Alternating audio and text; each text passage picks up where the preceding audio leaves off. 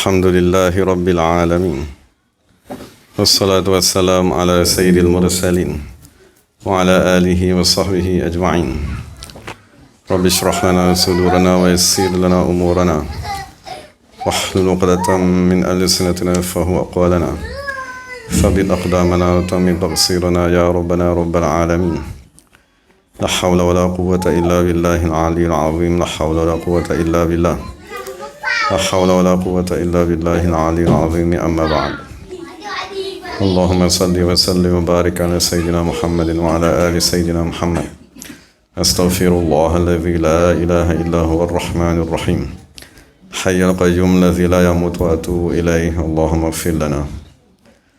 Alhamdulillah, kita dah sampai kepada hadis yang ke-36 daripada hadis 40 karangan Imam Nawawi radhiyallahu anhu. Wa nafa'ana bi'ulumihi wa ja'alana minal mukhlisin biqira'atih. Jadi kita akan baca syarahnya yang bernama Al-Jawahir Al-Lu'lu'iyah yang dikarang oleh Syekh Muhammad bin Abdullah Al-Radani Dimyati radhiyallahu anhu. Jadi Rasulullah SAW bersabda, Wallahu fi auni al-abdi ma kana al-abdu fi auni akhihi. Jadi terjemahan ni ialah berserta dengan syarah ni, Allah Subhanahu wa taala ialah penolong kepada seseorang hamba dengan pertolongan yang sempurna, dengan Allah Subhanahu wa taala memberikan bantuan kepadanya dan memudahkan segala urusan untuk menunaikan hajatnya selama mana seseorang hamba tersebut menolong saudaranya di dalam agamanya. Mana kita ada seorang saudara di dalam agama, saudara se-Islam, saudara seiman, apabila kita berniat, berazam menolong mereka, maka Allah Subhanahu wa taala akan memberikan bantuan kepada kita. Jadi penulis berkata bantuan tersebut sama ada dengan hati, mana dengan kita berdoa kan dia di dalam hati, ataupun dengan badan, ataupun dengan harta, ataupun dengan kedudukan kita. Dan setengah daripada mereka berkata, Furidat alayya zakatu ma malakat yadi. Telah difardukan ke atasku zakat apa yang aku miliki. Maksudnya orang mengetahui dia wajib membayar zakat sekiranya mempunyai harta. Wa zakatu jahiyaan u'ina wa ashfa'a. Tetapi zakat kedudukanku, pangkatku, ialah aku tadi memberi bantuan kepada orang lain dan aku memohon syafaat untuk memudahkan urusan orang lain. Jadi dalam hadis Rasulullah SAW bersabda, siapa yang berusaha pada hajat, menunaikan hajat saudara se-Islamnya, sama ada hajat tersebut disempurnakan ataupun tidak, nescaya Allah Subhanahu wa taala akan mengampunkan kepadanya segala dosa yang telah lalu dan segala dosa yang akan datang, dan akan diberikan kepadanya dua pelepasan. Pertamanya ialah pelepasan daripada api neraka, dan keduanya pelepasan daripada sifat munafik. Diriwayatkan bahawa sesungguhnya Imam Hasan Basri radhiyallahu anhu mengutuskan sekumpulan jemaah daripada murid-muridnya untuk menunaikan satu hajat bagi seorang lelaki.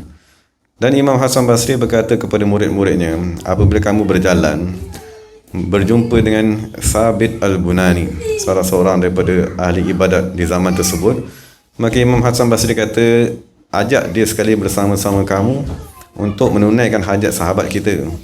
Dan apabila mereka bertemu dengan Thabit Al-Bunani, Thabit berkata, inni mu'takif, aku sedang beriktikaf di dalam masjid. Jadi anak-anak murid tadi kembali semula kepada Imam Hasan Al-Basri dan mereka memberitahu kepadanya bahawa Thabit sedang beriktikaf. Jadi Imam Hasan Basri berkata, sampaikan kepada Thabit Al-Bunani tersebut, wahai manusia yang gelap hati, tidakkah kamu mengetahui bahawa sesungguhnya berjalan untuk menunaikan hajat saudara kamu, seagama kamu, lebih baik bagi kamu daripada satu haji yang kamu tunaikan setelah haji sebelumnya. Mana kalau kita buat haji setahun demi tahun, belum dapat lagi menyamai kurniaan apabila kita menolong hajat seseorang kawan kita. Maka kembali mereka, anak-anak murid tadi, pergi semula kepada Imam Thabit Al-Bunani dan menceritakan perkataan Imam Hasan Basri tersebut. Maka Imam Thabit Al-Bunani meninggalkan iktikafnya dan pergi bersama-sama mereka. Dan diriwayatkan daripada Ibnu Umar radhiyallahu anhuma daripada Nabi sallallahu alaihi wasallam baginda bersabda, manusia yang paling dicintai di sisi Allah Subhanahu wa taala ialah manusia yang paling banyak memberi kemanfaatan kepada manusia. Dan amalan yang paling dicintai di sisi Allah Subhanahu wa taala ialah kegembiraan yang kamu masukkan ke dalam hati orang yang beriman. Ataupun kamu membuka daripada sesuatu kesusahan, ataupun kamu menunaikan, tolong membayarkan hutangnya, ataupun kamu tadi memberi kepadanya makanan. Dan Rasulullah bersabda, sesungguhnya aku berjalan bersama-sama dengan saudaraku, saudara seagamaku pada menunaikan hajatnya, lebih daku sukai daripada daku beriktikaf di dalam masjid ni selama sebulan. Dan sesiapa yang menahan kemarahannya, nescaya Allah Ta'ala akan menutup segala keaiban dirinya. Dan sesiapa yang menahan kemarahannya, sekiranya dia tadi nak, maka dia boleh melaksanakan kemarahan tersebut, menghukum dan sebagainya, tetapi dia tahan kemarahan tersebut, nescaya Allah Subhanahu wa taala akan memenuhkan hati dia dengan keredaan pada hari kiamat. Siapa yang berjalan menunaikan hajat saudara seagamanya sehingga hajat tersebut disempurnakan, nescaya Allah Subhanahu wa taala akan menyempurnakan, menyelamatkan tapak kakinya daripada tergelincir pada hari manusia tergelincir di atas tisian tirat. Dan sesungguhnya akhlak yang jahat akan merosakkan amalan sebagaimana cuka merosakkan madu. Dan diriwayatkan daripada Sayyidina Umar radhiyallahu anhu, sesungguhnya Sayyidina Umar dia banyak menjaga perempuan-perempuan tua di zaman yang tidak mempunyai suami. Sayyidina Umar membawa air kepada mereka pada waktu malam. Dan satu ketika salah seorang sahabat iaitu Talhah melihat Sayyidina Umar masuk ke dalam satu rumah perempuan pada waktu malam. Jadi pada siang harinya Talhah masuk ke dalam rumah tersebut, maka dia mendapati seorang perempuan tua yang buta, yang sudah tidak boleh berjalan lagi. Maka Talhah bertanya kepada perempuan tersebut, apakah yang lelaki tadi buat malam-malam di sisi kamu? Maka perempuan tadi berkata, semenjak bertahun-tahun lamanya dia datang menjagaku, memeliharaku, mengeluarkan segala najis-najis, membawa makanan kepadaku, dan dia tadi membersihkan rumahku. Jadi itulah perbuatan Sayyidina Umar membantu umat Islam, maka sebab tu Allah Ta'ala memberi bantuan kepadanya. Dan diriwayatkan daripada Sayyidina Anas radhiyallahu anhu, apabila Allah Subhanahu wa taala ingin kebaikan kepada seseorang, Rasulullah berkata, sayyara hawaijan nasi ilaihi. Allah akan menjadikan hajat-hajat manusia tertumpu kepadanya, sama ada hajat tersebut hajat dunia ataupun hajat akhirat. Dan apabila orang datang ingin menuntut hajat daripada diri kita, lalu Allah Subhanahu wa taala memberi taufik kepadanya untuk menyempurnakan hajat tersebut, dan Allah Taala akan memberikan kepadanya pakaian kegerunan, pakaian penerimaan, dan Allah Taala akan membetulkan segala yang dia lakukan dan apa segala yang dia katakan. Jadi itu tanda manusia yang menzahirkan nama As-Samad. Maksud As-Samad yang nama Allah Subhanahu wa taala itu maknanya tempat, tujuannya tempat hajat manusia ditunaikan, sama ada hajat dunia, hajat zahir dan hajat batin. Jadi apabila kita datang kepada orang tersebut, mungkin dia berdoa agar Allah Taala menunaikan hajat kita. Jadi itu tanda orang yang diberikan kebaikan di sisi Allah, apabila dia mencari tempat untuk ditunaikan hajat manusia yang lain. Kemudian sambung Rasulullah SAW bersabda, man salaka tariqan yaltamisu fihi ilman sahalallahu lahu tariqan ilal jannah. Jadi ini masuk satu perbahasan yang lain.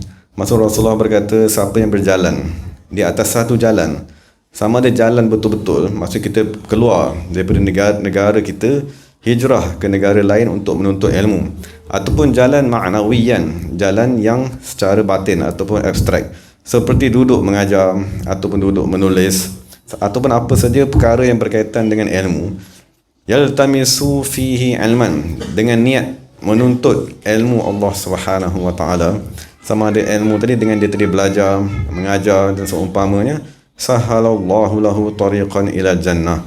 Allah Ta'ala akan memudahkan baginya dengan sebab dia tadi menjalani jalan tersebut, perjalanan untuk sampai kepada syurga Allah.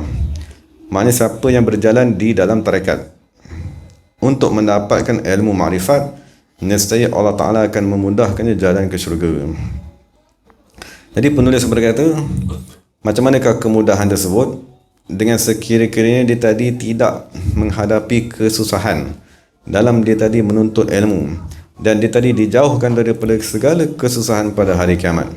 Dan dalam satu riwayat yang lain, Rasulullah bersabda, sesungguhnya satu orang alim lebih susah ataupun lebih menyusahkan syaitan melebihi daripada 1,000 orang yang beribadat. Dan jika suatu orang yang beribadat tadi meninggal dunia, maka Islam tidak kurang daripadanya sesuatu apa pun melainkan diri orang yang mati tadi. Tetapi sekiranya suatu orang alim meninggal dunia, maka kematiannya akan dirasai oleh semua manusia, dan tidak mati satu orang alim daripada muka bumi melainkan retak daripada agama Islam. Dinding agama Islam tidak akan retak dengan satu lubang yang tidak boleh ditampal oleh mana-mana manusia selama mana siang dan malam. Dan Rasulullah bersabda, ketahuilah bahawa sesungguhnya malaikat meletakkan sayap-sayapnya kepada orang yang menuntut ilmu kerana meredai dengan apa yang mereka lakukan. Dan sesungguhnya dakwat yang digunakan oleh ulama untuk menulis lebih afdal di sisi Allah daripada darah orang yang mati syahid. Dan Rasulullah berkata, la yawad dan rijalun, sesungguhnya akan amat berharap, bercita-cita orang yang dibunuh di jalan Allah. Maksudnya orang yang mati syahid di medan perang di hari kiamat, mereka amat berharap agar Allah Subhanahu Wa Taala membangkitkan mereka balik semula sebagai ulama, kerana mereka tadi melihat kelebihan yang Allah Taala berikan kepada ahli ilmu. Dan sesiapa yang mendapat ilmu, sesungguhnya dia tadi telah mendapat kebaikan dunia dan akhirat.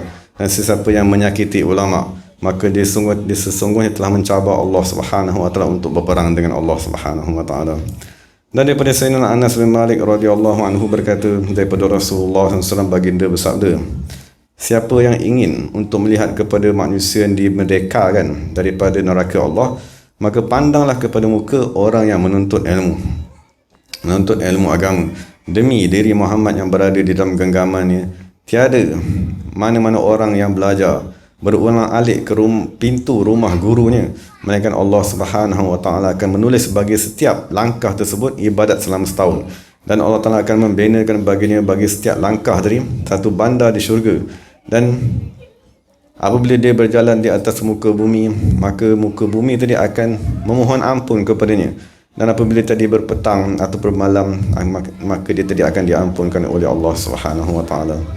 Dan Imam Syafi'i radhiyallahu anhu berkata, siapa yang tidak mencintai ilmu, maka tiada kebaikan pada orang tersebut. Maka jangan sekali-kali antara kamu dan antara orang tersebut mempunyai hubungan, berkenalan ataupun berkawan. Kerana sesungguhnya ilmu tadi ialah hayat, kehidupan kepada hati dan pelita kepada mata-mata hati. Dan penyair berkata, setiap fadilat yang tinggi, ketahuilah bahawa sesungguhnya aku mendapati ilmu lebih tinggi daripada semua fadilat tersebut. Maka jangan sekali-kali kamu menganggap selain daripada ilmu tadi sebagai harta kamu. Sesungguhnya ilmu ialah kanzun la yafna. Sesungguhnya ilmu tadi ialah harta pembendaharaan yang tidak akan binasa selama-lamanya. Jadi itu satu fadilat daripada Nabi Muhammad SAW tentang fadilat menuntut ilmu. Jadi menuntut ilmu ni ada dua. Satu, menuntut ilmu zahir. Menuntut ilmu zahir ni dibuka kepada semua orang. Cuma yang berkemampuan untuk menuntut ilmu zahir ni, kebiasaan ni ialah pelajar-pelajar. Dan di awal umur mereka, masa daripada kecil lagi, berapa dia dah mendidiknya, menghafalkannya Al-Quran, menghafalkannya matan-matan, kitab-kitab dan seumpamanya. Jadi itu ialah orang yang menuntut ilmu zahir. Tapi apa yang dimaksudkan dalam hadis ni ialah orang yang menuntut ilmu ketuhanan. Dan apabila kita nak menuntut ilmu ketuhanan, cara dia tak sama seperti kita tadi menuntut ilmu zahir. Maksudnya untuk menuntut ilmu ketuhanan, syarat pertama ialah hati yang bersih. Jadi hati yang bersih perlu melalui proses tazkiyah. Jadi itulah yang kita buat sekarang ni. Yang kita buat sekarang apabila kita berzikir, tujuan daripada kita berzikir ialah membersihkan hati. Dan apabila hati kita dah bersih, apa gunanya? Gunanya ialah supaya hati kita tadi boleh memahami ilmu Allah, boleh memahami perkara yang berkaitan dengan ketuhanan Allah Subhanahu Wa Taala. Jadi suatu Nabi kata, bila kamu datang ke majlis zikir, kalau orang tanya kenapa pergi majlis zikir, bukan tujuannya semata-mata nak berzikir. Tujuannya ialah kerana saya nak membersihkan hati saya. Saya nak membuang sifat-sifat binatang pada diri saya, supaya saya boleh memahami ayat Al-Quran, supaya saya boleh mendapat ilham, ilmu daripada Allah, supaya saya boleh dikurniakan dengan makrifat. Jadi itulah Nabi SAW bersabda, siapa yang berjalan di atas tarekat. Waktu kita sekarang ni masuk ke dalam tarekat, tapi tujuannya ialah Rasulullah dah bagi tahu, yaltamisu fihi ilman. Mestilah tujuannya nak mendapatkan ilmu. Pertama sekali kita belajar macam mana cara nak berzikir, adab-adab berzikir, adab di dalam tarekat, itu semua ilmu. Setelah kita dapat ilmu tersebut, kita mohon agar Allah Ta'ala bukakan hijab agar kita dikurniakan dengan ilmu ma'rifat dan ilmu hakikat. Apabila kita dapat ilmu tersebut, maka Rasulullah kata sahalallahu lahu tariqan ila jannah. Mesti Allah Ta'ala akan memudahkan kepada orang tersebut jalan ke syurga. Jadi kita dah bincang tadi, ilmu zahir itu khusus kepada pelajar-pelajar agama. Ustaz-ustaz, orang nak jadi qadi, orang nak jadi mufti, orang nak jadi imam seumpamanya, mereka wajib mempelajari ilmu zahir. Tapi yang Rasulullah maksudkan sekarang ni ialah orang yang menuntut ilmu ketuhanan. Dan menuntut ilmu ketuhanan dibuka kepada semua manusia, sama ada lelaki ataupun perempuan, muda ataupun tua, tak kisah. Dan dia tak perlu belajar bahasa Arab pun. Maksudnya kita tak perlu hafal kitab-kitab bahasa Arab, nahwu, sarah dan seumpamanya. Sebab apabila nak menuntut ilmu batin tadi ataupun ilmu ketuhanan, maka caranya sebagaimana yang Allah bagi tahu dalam Quran, wattaqullah, kamu kena bertakwa. Maksudnya kamu kena membersihkan hati, menjauhkan hati kamu daripada dosa zahir, dosa batin, dan kamu kena membersihkan hati daripada memandang kepada makhluk. Apabila kamu bertakwa, wa yu'allimukumullah, nescaya Allah akan mengajarkan kepada kamu. Jadi itu yang dituntut daripada kita orang dewasa. Maksud kita yang dah bekerja, kita yang dah ada masa lapang ni, kita dituntut untuk bertakwa. Dan cara untuk bertakwa itu ialah dengan mengamalkan rukun Islam tadi, berzikir, sembahyang, istighfar dan seumpamanya. Apabila kita betul-betul menyempurnakan takwa, mesti Allah Subhanahu Wa Taala akan mengajarkan kepada kita. Sama ada Allah tadi mengajarkan kepada kita secara langsung dan menghantar ilham dalam hati kita, ataupun melalui guru-guru yang Allah Ta'ala bangkitkan setiap zaman. Jadi moga-moga Allah Ta'ala memberi kepada kita kefahaman daripada hadis Rasulullah SAW tadi, dan moga-moga Allah Ta'ala memelihara kita dan memberi kepada kita ilmu yang bermanfaat. Wa aqulu qawli hadza wa astaghfirullahal azim li wa lakum wa lisairil muslimin wal muslimat. Bismillahirrahmanirrahim. Alhamdulillahirabbil alamin. والصلاة والسلام على سيد المرسلين وعلى آله وصحبه أجمعين. ربنا ظلمنا أنفسنا وإن لم تغفر لنا وترحمنا لنكون من الخاسرين. ربنا اغفر لنا ذنوبنا ولوالدينا وارحمهم كما ربونا صغارا، ولمشايخنا وجميع المؤمنين والمؤمنات والمسلمين والمسلمات الأحياء منهم والأموات برحمتك يا أرحم الراحمين. ربنا هب لنا من ازواجنا وذرياتنا قرة اعين واجعلنا للمتقين اماما. اللهم احفظ امة سيدنا محمد صلى الله عليه وسلم. اللهم فارج عن امة سيدنا محمد صلى الله عليه وسلم. اللهم ارحم امة سيدنا محمد صلى الله عليه وسلم. سبحان ربك رب العزة عما يصفون وسلام على المرسلين والحمد لله رب العالمين. تقبل الله منا ومنكم.